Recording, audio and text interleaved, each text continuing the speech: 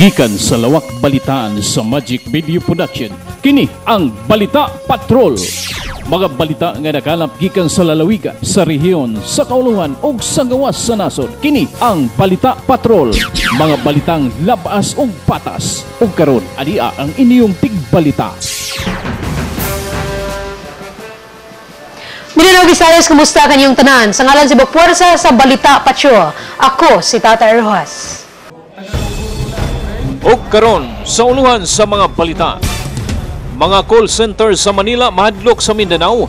Busa dili sila muanhi matud pa ni Senador Mar Rojas. Emyo gimahal ni Mar Rojas. Mar Rojas gimahal usab sa Emyo. Morso kabilin ni Governor Ocampos sa Misamis University. Paghatag og panginabuhi sa katawhan kausa sa Liberal Party. Medical ug Dental Outreach Mission gipahigayon sa Carmen Annex, Usami City. Para tong tambal nga napahimudsan sa katawhan, paningkamot ni Senador Mar Rojas. Ang uluhan sa mga balita hatod kanato sa Misamis University, educating for the future. O karon sa mga detalye. Gipaklaro ni Liberal Party President o Vice Presidential Mar Rojas nga minus sa mga call centers nga mosuod sa Mindanao gumikan kay mahadlok. Kinang diretsong tubag sa senador subay sa pakisusi nga gihimo sa usa ka bagong graduate sa Uzamis kalabot sa kakulang sa kagayunan alang sa pagpanarbaho sa call centers. Gisay si Rojas nga sidang siya pa ang nahimong kalihim sa Department of Trade and Industry, siya ang nagdapit sa mga call centers gikan sa India, Ireland, Great Britain, Amerika ug uban pang dapit sa kalibutan subay sa pagpahimutang og call centers. Pinaagi niini daghan sa mga nakatapos og kurso ang nakasulod og trabaho. Apan kining maong mga call centers dito lamang kadaghanan makita sa Luzon ug Visayas ug pipila lamang sa Mindanao nga nahimutang lamang sa Davao ug Cagayan de Oro City ug walay daghan sa Misamis Occidental. Gipasabot sa senador nga kini gumikan sa kahadlok. Ang gagawin ko, itong gagawin ko, no? Aalamin ko ang dahilan kung bakit hindi sila pumapasok dito. Kakausapin ko sila, yung Call Center Association of the Philippines. Kung minsan ang dahilan ay walang fiber optic cable, yung telecommunications linkage, no? Okay, nandun sila, marami na sa Manila. Tapos naimbita ko sila sa Cebu, sa Tacloban, sa Iloilo, sa Dumaguete, sa Bacolod. So may mga call center na dyan. Mga Convergys, mga Telecare, Teletech, lahat yan. People support. Magagandang mga trabaho yan. Ang entry level ng call center is about 18,000 pesos a month. So magandang pera yan. Lamang, tapatan tayo, no? Marami sa kanila takot dito. Kaya, siguro, gagawin natin ang paraan, imbitahin natin sila, pakita natin na safe dito. No? At kung makita nila, pag may pagbabago, kailangan may pagbabago. No? Kasi, hindi talaga sila papasok. Yung mga executive nila, hindi nila ilalagay sa alanganin yung kanilang mga empleyado. So, yun ang dahilan.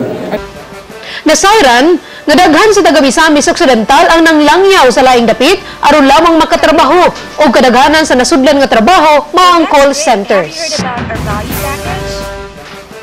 Samtang panginabuhi, kausa sa Liberal Party, alang sa detalye, nagpatrol si Johnny Tumi. Naguna sa tinguha sa Liberal Party nga matagan og trabaho ang mga Pilipino nga hangtod karon nangandoy nga mahawas gikan sa kalisod. Kini ang gipadayag ni Senador Mar Rojas atol sa iyang pagdangat sa dakbayan sa Uzamis niadtong Biyernes.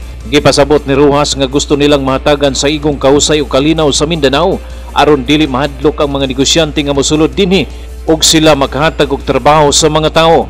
Iyang gidugang nga kun may kasiguruhan ang kinabuhi sa matag labang opisyal sa mga negosyo, kini dili na mahadlok nga mobubo sa ilang negosyo. Pinaagi sa maong lihok, daghan na og kahigayunan sa panarbaho ang mga kaigsuunang kabus. Dahilan. And by the way, yan din ang dahilan kung bakit talagang pangarap namin at tatrabahuin talaga namin ni Senador Noynoy na magkaroon ng kapayapaan sa buong Mindanao.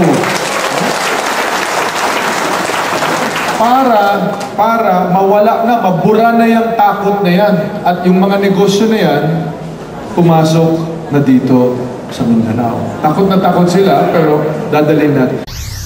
Alang sa Balita Patrol, ako si Johnny Tumi.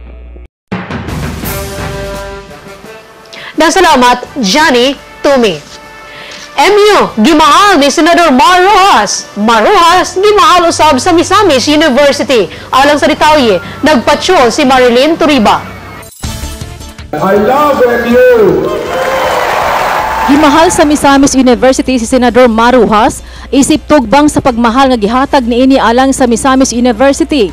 Kini ang gipaklaro ni University President Dr. Karen Belina Feliciano de Leon. Isip entrada sa iyang deklarasyon sa Morso Festival 2010 ni atong Biyernes, gipadayag ni Dr. Karen nga gimahal sa Misamis University ang senador, gumikan nga wala gayud niini pakyasa ang imbitasyon kaniya. Nasayran nga managhigala na daan sila si Dr. Karen ug Senador Mar Rojas, human sila magkasakay sa eroplano usa ka higayon sa dihang boat motambong og komperensya ang University President. Kahinumduman nga si Senador Rojas midangan sa usamis ni atong Biyernes, isip sanong sa imbitasyon ngadto kaniya o kini ang nakahataw kamabulukon sa kasaulugan sa Morso Festival 2010. And if he said that Mar loves MU, then I can assure you, Senator, Misamis University loves Mar.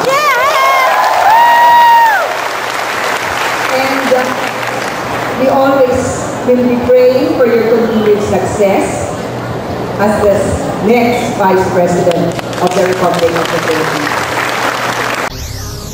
Alang sa Balita Patrol, ako si Marilyn Turiba. Salamat, Marilyn Turiba.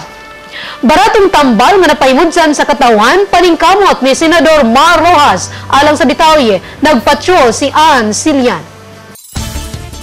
Nagbunga ang paningkamot ni Senador Mar Rojas sa pagpabaratos tambal nga mapalit sa nagkariyang butika sa nasod. Atubangan sa mga representante sa nagkariyang sektor sa Misamis City o Misamis Occidental, gipasabot sa senador, kinsa buot magpapili sa pagka-vice presidente ilawom sa Liberal Party ni Senador Noynoy Aquino nga kini ang iyang gipakigbisugan aron makalusot ang balaod alang niini.